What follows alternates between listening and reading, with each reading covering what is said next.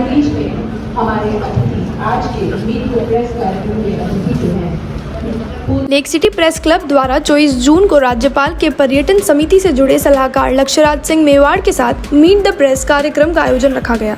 सभी मीडिया कर्मी से रूबरू होते हुए पूर्व राजघराने के लक्ष्यराज सिंह ने कई सवालों के जवाब दिए। पर्यटन, राजनीतिक और संस्कृति से जुड़े कई सवालों का उन्होंने जवाब दिया और कई बातों पे अपने विचार प्रकट किए। प्रेस क्लब के वर्तमान अध्यक्ष कपिल श्रीमाली और पूर्व अध्यक्ष ऋतुराज शर्मा, प्रकाश शर्मा, भूपेंद्र सिंह राव, संजय गौतम, प्रदीप मोगरा, संजय खाबिया, मानवेंद्र सिंह, अख्तर खान, नरेश्वर राव, मनु राव, रफीक मोहम्मद पठान, प्रताप सिंह की मौजूदगी और नेतृत्व में कार्यक्रम आयोजित हुआ। कार्यक्रम का संचालन सीबीसी न्यूज की सब एडिटर जयश्री नागदा के द्वारा किया गया। कार्यक्रम में पूछे गए सवालों का लक्ष्यराज ने बड़े ही संतोषमयी और सरल भाषा में जवाब दिया। प्रेस से रूबरू होने की तुलना मजाकिया अंदाज में उन्होंने 10वीं और 12वीं की बोर्ड परीक्षाओं से की।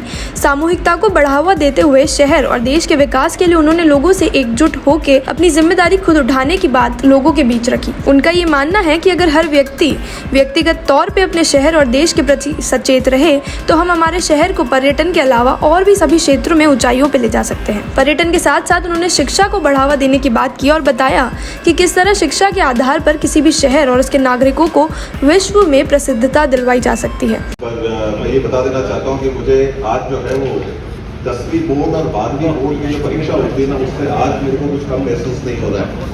तो मैं इतना ही कहना चाहता हूँ और बड़ी खुशी है आप सभी लोगों को और प्रेस क्लब को बहुत बहुत शुभकामनाएं। और इस सोच के लिए मैं सबसे पहले आप लोगों को बधाई देना चाहता हूँ। कम से कम इस माध्यम से जो है लोग एक दूसरे को जान सकते हैं, समझ सकते हैं और उम्मीद ये करते हैं कि कुछ ना कुछ इससे बेहतर और अच्छा निकल कर आए, जिससे कि लोगों के बीच की सोच और संबंध जो है और बेहतर हो।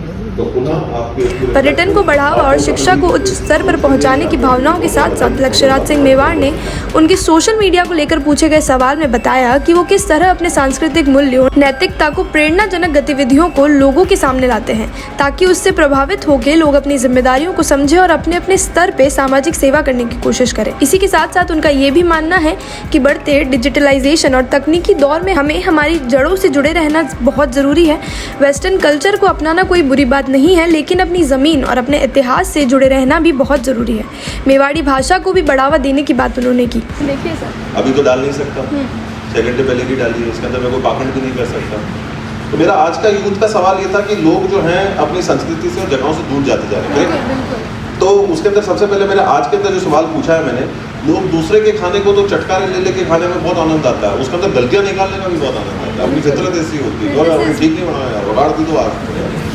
तो उसी के अंदर मैंने आज इन लोगों से पूछा कि भाई हम लोग कहीं ना कहीं इन चीज़ों को लेकर वापस अपनी दिलचस्पी को वापस बढ़ाएं। तो आज का सवाल और आज को मोटिवेट करने का सवाल मेरा था कि आपने किसके लिए खाना बनाना पसंद है। तो कहीं ना कहीं ये चीज़ ज़्यादा ज़रूरी है कि हम लोग भी इस चीज़ को देखें और हमारी स्किल्स को और इन चीज़ों के प्रति भी आए। इन चीज़ों को या मम्मी को कह दिया मम्मी कर लेगी, या कोई दीदी को कह दिया दीदी कर लेगी, या भाई को बोल दिया भाई अच्छा खाना बनाता है तो वो भाई बना लेगा।